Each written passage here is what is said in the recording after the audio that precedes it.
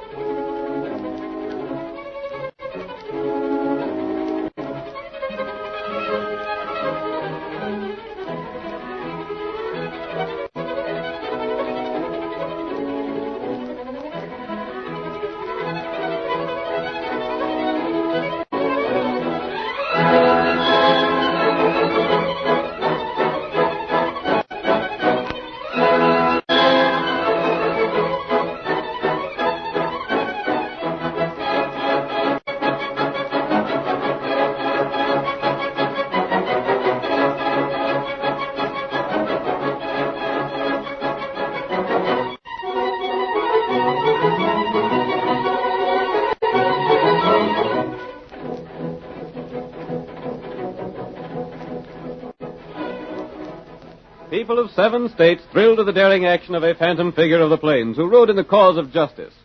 No one ever knew where he came from nor where he went when he completed his heroic deeds. But even today the cowboys gather around the campfire and tell stories of this famous masked man, of his heavy 6 guns with their bullets of silver, of his great white horse, the fastest the West has ever known. Hi-yo, Silver! Here he comes riding like the wind, blazing new trails in the West of old. The Lone Ranger rides again. Come on, Silver, old boy! That's it, old fellow! We have a big job ahead of us!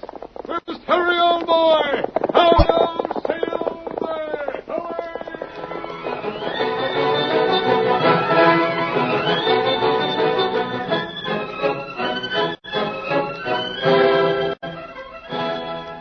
Jim Murdock was a wealthy man. He drew huge profits from the gold mine he owned, and out of those profits, he had built a large home standing on the edge of Grant's Canyon. As tonight's story opens, we see him with a visitor, Barney Holden, the man to whom Murdock owed his present position. Holden has brought news from town. So that's what Abe Jenkins planned to do with you, Murdock. Come here demanding that I help him out, huh? Yeah. He claims that you and him owned the mine between you. Then you suggested that you split it, and each you take a section for your own and work it independent. That's just what we done. He's sore because your half panned out first rate while his wasn't worth a hoot. Well, we both took the same risk, didn't we, Holden? Sure. As far as he knows.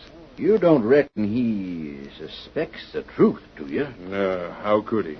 Then why is he talking around town about coming to me for help? He's desperate. That's why, Murdock. Yeah? His wife is sick and his kid's half-starved. He figures you could spare some grub and blankets without never missing them. So he's coming here to demand that same. I see. He said some pretty hard things about you. Yeah. The worst of it is, Jim, most everyone in town sides with him. It'd be tough if he ever did learn the truth about that deal. I know enough law to know that he could make it downright tough for you. I wish he'd move out in these parts. I'd pay him to do it. Well, that'd be smart. If he wasn't around here, there wouldn't be no chance of his ever learning the truth. But he won't move away. Maybe if I offered him some cash. That'd only make him all the more suspicious. He suspects enough already. Maybe so. You offer him cash to move away after refusing him loans, and he'd know there was something funny about that gold mine deal. It'd be worth a lot to me to have him out of the way. Would it? Yes, it... What do you mean? Just that. Would it be worth a lot to you to get him out of your way? You talk like you might have ideas. Maybe I have. I wouldn't want a murder on my hands. That wouldn't be necessary, Jim. It was you that schemed the gold mine deal in the first place. It made you rich. Maybe you got another smart idea. Suppose I sort of outline it and see how you like it. Yeah, suppose you do.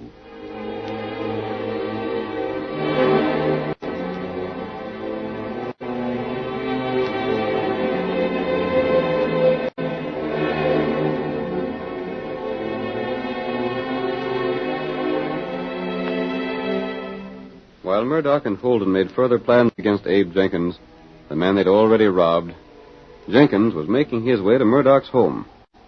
As he approached the large house at the canyon's edge, he loosened the safety catch on his holster to make sure he could draw in a hurry.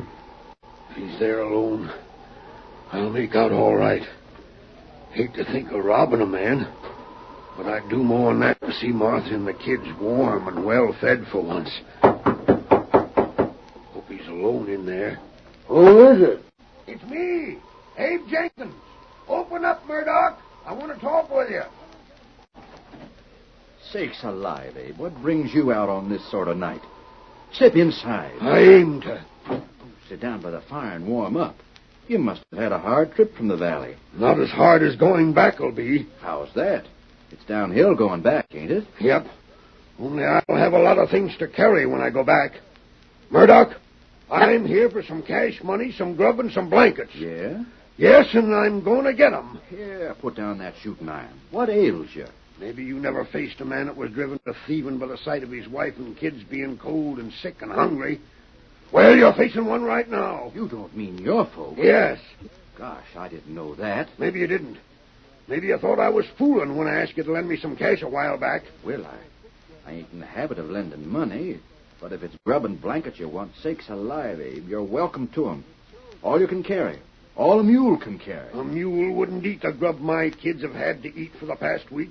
I'm downright sorry things are so tough. Maybe you know why they're tough. What do you mean? You pulled a slick trick on me when you talked me into splitting the gold mine. That gave you all the land that was worth anything. Now, Abe, you know that ain't a fair charge. I took the same chance you did. I didn't think your half would peter out. No? Of course I didn't. No more than I thought my half would turn out rich. I can't prove nothing, so I'll shut up about the mistake I made. But I'm getting food and blankets. Why, sure. Come on, Abe. We'll fix up a big bundle for you to take along with you. I don't know what to make of you, Murdock. Why?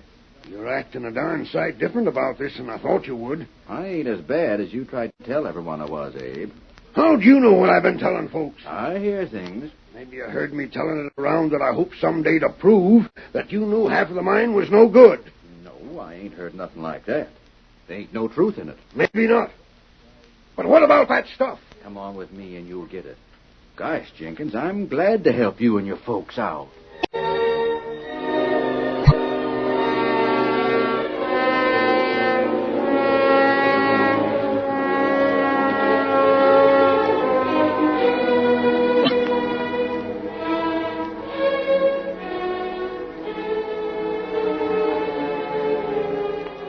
Murdock gave Jenkins the blankets and food he asked for, and he helped him to load them on a mule.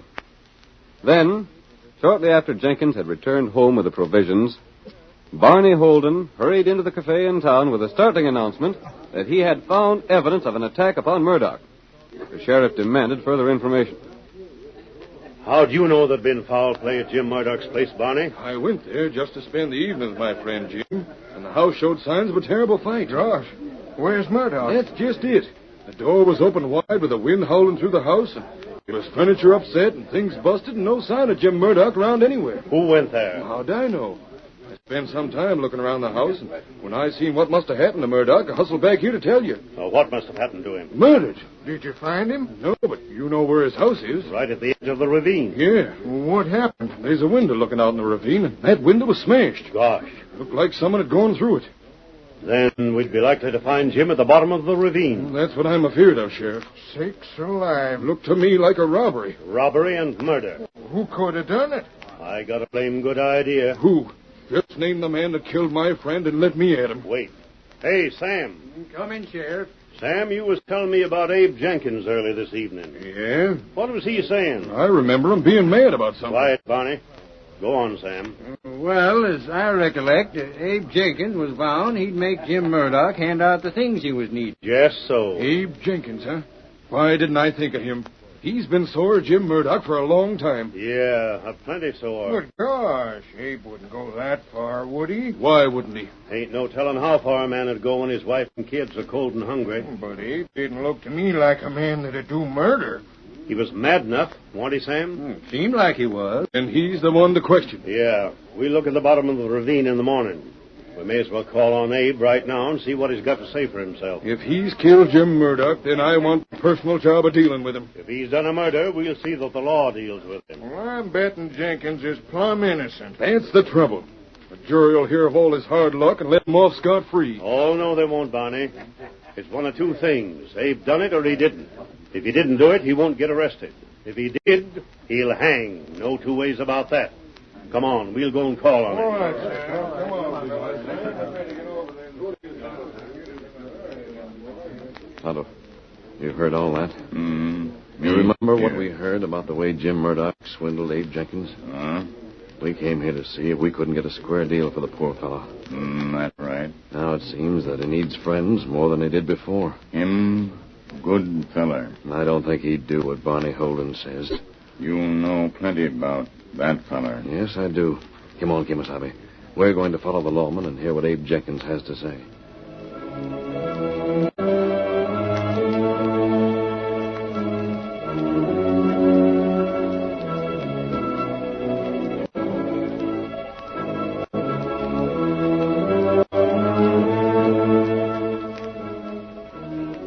The sheriff and Barney Holden, accompanied by a group of men, went immediately to Jenkins' home to question Abe. The Lone Ranger and Tonto followed them without being observed. And when the party arrived at the house, the masked man and his companion were in a position to overhear what was said. Here, what is it said inside the place? That's right. A rap again, Sheriff. They must be to home. Hey, ain't that one of Murdock's mules tied there? Looks like it. Who is it? The law. Open up, Jenkins. Stakes alive, Sheriff. What's the trouble? Want to ask you a few questions. Not so loud. You'll wake the youngsters. Been doing some cooking here, ain't you? We just fed the kids when they went to sleep. First time in weeks they had blankets enough to keep them warm. Yeah? Where'd the blankets come from? And Jim Murdock gave them to me. When? Why, tonight. I went there and he gave me a pack of food and some blankets and loaned me a little cake. That ain't true. What? You know blame well Murdock don't give things away. I never heard of him giving anything away in my life. He don't. But he did so. You don't think I stole them from him, do you, Sheriff? Never mind what I think right now. What happened while you were there? Nothing. Why? You have a row with him? No. Listen to him. Jenkins, you was telling everybody that you'd get help from Murdock or you'd know the reason why. He was right glad to help me. Wait. Let me ask something, Sheriff. What's all these questions about anyway? Listen here, Jenkins.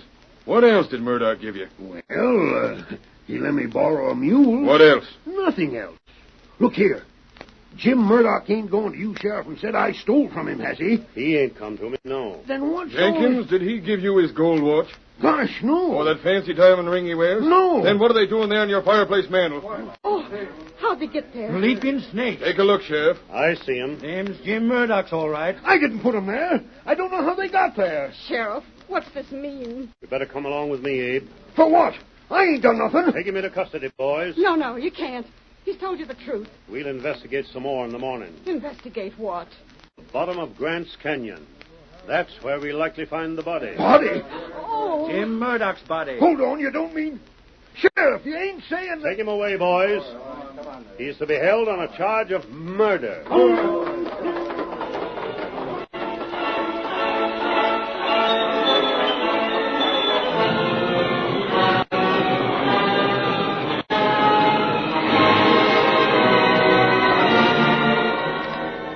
The curtain falls on the first act of tonight's thrilling Lone Ranger drama.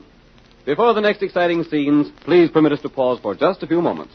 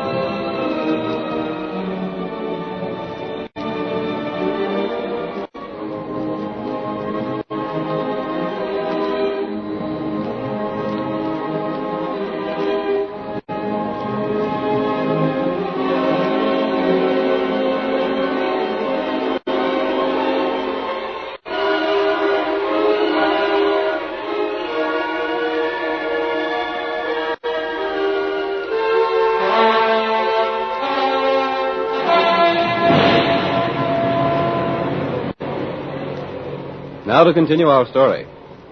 You will recall that in the first act of tonight's Lone Ranger drama, we learned that Murdock and Holden cheated Abe Jenkins out of his share of a gold mine, now owned by Murdock. Jenkins, reduced to poverty, appealed to Murdock for food and blankets. These were given him. But shortly after Jenkins returned home, Holden announced in town that he had found evidence pointing to the murder of Murdock.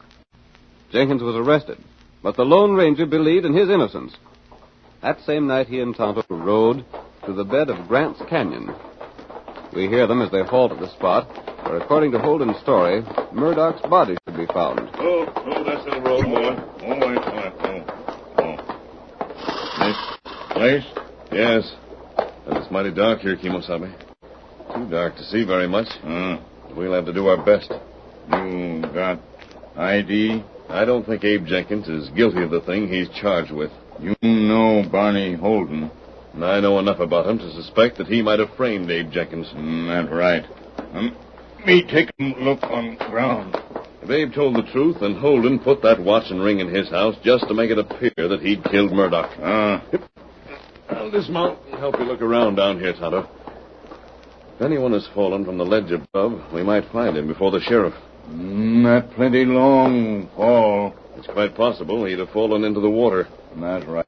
The beach along here is mighty narrow. Him fall in water, we not find him. The stream is pretty swift. It might carry him down quite a distance. In that case, the lawman might convict Abe Jenkins without finding the body because of the difficulty of searching for it. They wouldn't need it to prove there's been a murder. That's right. Wait. What is it, Tonto? You hear splashing water.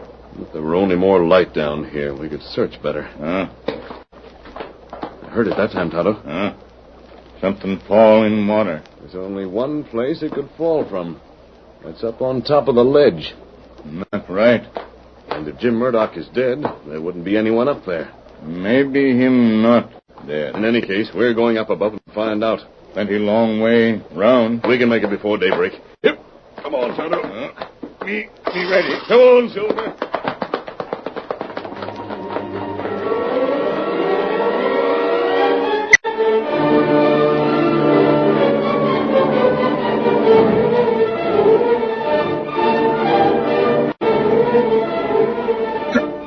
The masked man and Tonto could not find Murdock's body. Instead, they were disturbed by loose stones falling from the direction of Murdock's home above at the top of the canyon. And they made their way to the house to investigate. The scene changes now to the trail from town. It is the following morning, and the sheriff, accompanied by several deputies and Barney Holden, is riding toward Murdock's place at Grant's Canyon. Door's open just like you said, Barney. Sure it is. I wouldn't have no reason to tell what wasn't true, would I? We didn't find no sign of Murdock at the bottom of the ravine. That don't prove nothing. The water could have carried him away. Sure it could. Oh, there. Should we go right in and search the place, Sheriff? What do you think we come here for? To sit on the steps? I was only asking. Why, thunder, it looks like a clean-cut case against Abe Jenkins. The watch and ring showed he wasn't telling the truth. Yeah. I reckon he figured we'd believe his story about Jim Murdock giving him food and blankets. But it's too much to think that Murdock would give him the watch and ring. Just so. I'm sorry for Abe. He ain't a killer at heart. He just was drove to it by poverty. Don't matter what drove him to it. Maybe a jury will let him get away with murder. I most wish they would. Yeah. Of course, it'll look awful bad for the sheriff's record.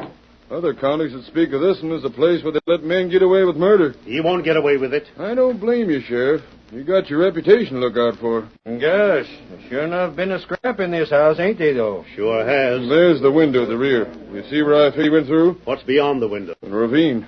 The house right on the edge of the ravine? Well, no, there's 5 feet of ground there, but that's all. Maybe Murdock didn't go over the edge. Well, he went over all right enough. How do you know that? I looked out the window last night when I was here. Held a lamp up so as I could see out. I could see where the ground had been disturbed from him sliding over the edge. We'd have a look outside. Yeah, we can go right through. Hey, what's this? What you got there, Sam? Looks to be a letter of some sort. Let me see it. It was thrown in the fireplace to burn. But it looks like the wind come and blowed it out. You can see where it's charred. Yeah. What's it say? Well, now this is downright interesting. What is it, Sheriff? Don't you know, Barney? No, can't say as I do. I'll just hang on to this for a time. Yeah, but let me see it. Nope. Come on. We'll get out that busted window and have a look at the ledge outside. Hey, What's the matter? there's Jim Murdock on the ground. What? Let me see. Sure enough, there he is, lying face down on the ground there. Now, come on through this window. Maybe he ain't dead yet. I don't see how he... What's the matter, Barney? I thought you told me he wasn't here last night. I didn't see him. Sam, you take care of Murdock. The rest of you stay here. Oh, Barney, you was here after Jenkins left, wasn't you? Yes, that is, According to your own story, you was. Well, I reckon so. You're the one said the house was all tore up like this. Now, it seemed to me, Barney, that if you didn't see Murdock there, when you come here after Abe had left, it couldn't have been Abe that put him there. How is he? Is he hurt bad? Oh, wait a minute, Barney. You stay right here. Sam's looking over him. What'd you find, Sam? Ain't nothing to be done for him now. Gone? Yep, he's done for. Then Abe Jenkins done it. I wouldn't be so fast as to say that, Barney. But he must have. I reckon when I looked out the window last night, I must have been so excited that, well, I didn't see him. It was dark, you know. Yeah, but you said you had a lamp. Well, maybe I just missed seeing him.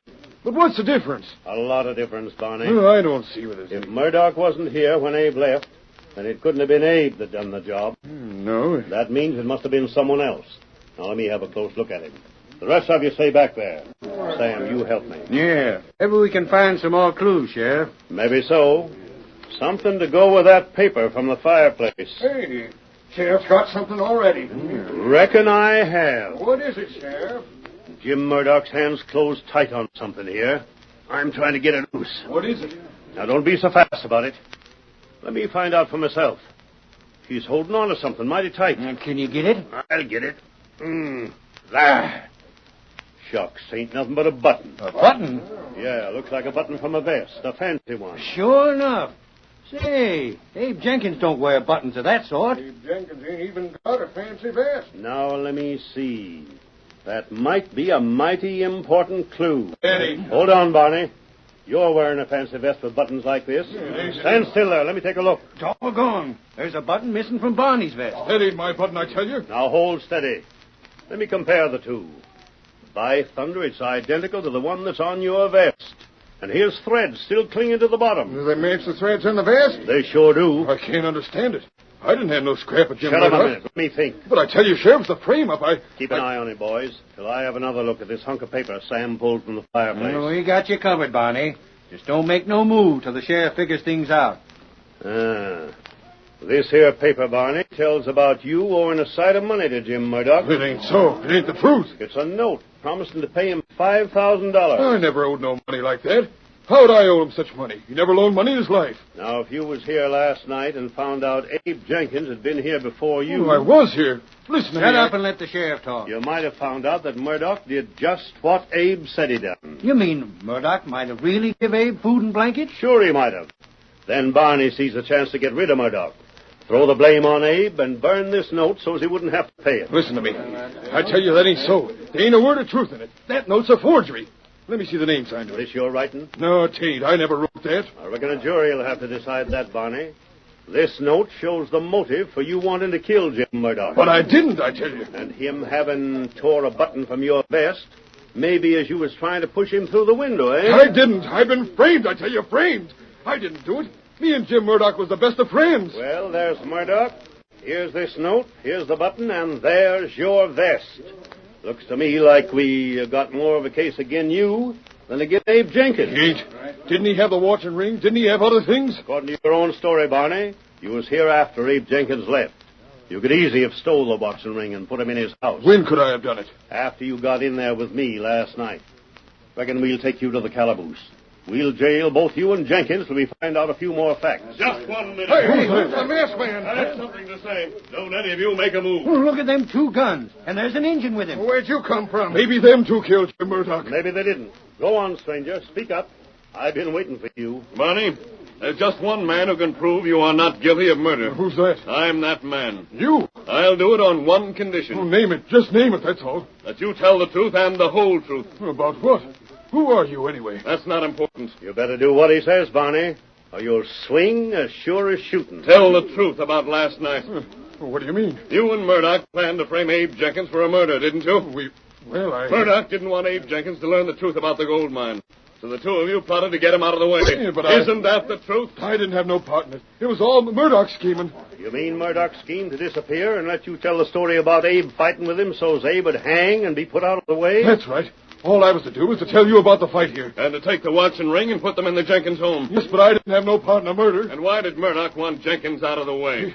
He was afeard that someday Jenkins might learn that I'd made a survey of the gold mine and told Murdock that half was no good. And was on the strength of that Murdock split the claim and gave Abe the worthless part? Yes, that's the honest truth.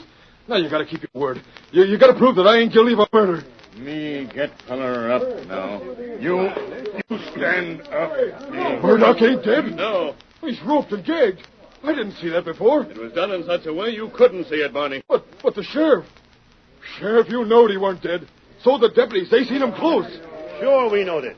That masked man come to me last night and told how he'd seen Murdock fixed in the ledge to look like a man fell over into the water down below. No gang cut loose. You squealer. Murdock, I didn't know. It was your scheme in the first place. Shut up. Maybe you can save your hides by turning over what rightfully belongs to Abe Jenkins. You see, Barney, as I told Murdock last night, the stone from the ledge fell down below and brought Tonto and me here. We saw what you were doing and told the sheriff everything. Yeah. And then during the ride here, I got a button from your vest and put it where it looked like I took it from the dead man's hand. Framed. As for that burned paper, the masked man put that in the fire. Oh, that masked man. He's the one that's done it all. Yep, he's the one. I reckon, Murdock, the best way to catch a couple of rats that try to frame an innocent man for murder is to pull the same sort of tricks on them. Oh, don't take us to jail. Listen, I'll give Abe half my claim. Well, maybe Abe will settle for a half, and maybe he'll take it all. But whatever Abe wants, he's going to get. We're taking the news he's waiting to hear.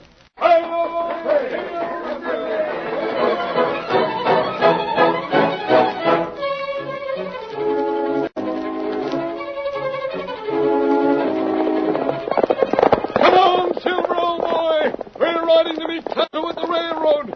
The cattlemen are making trouble there, and we're going to see what's going on. Hi-yo, Silver!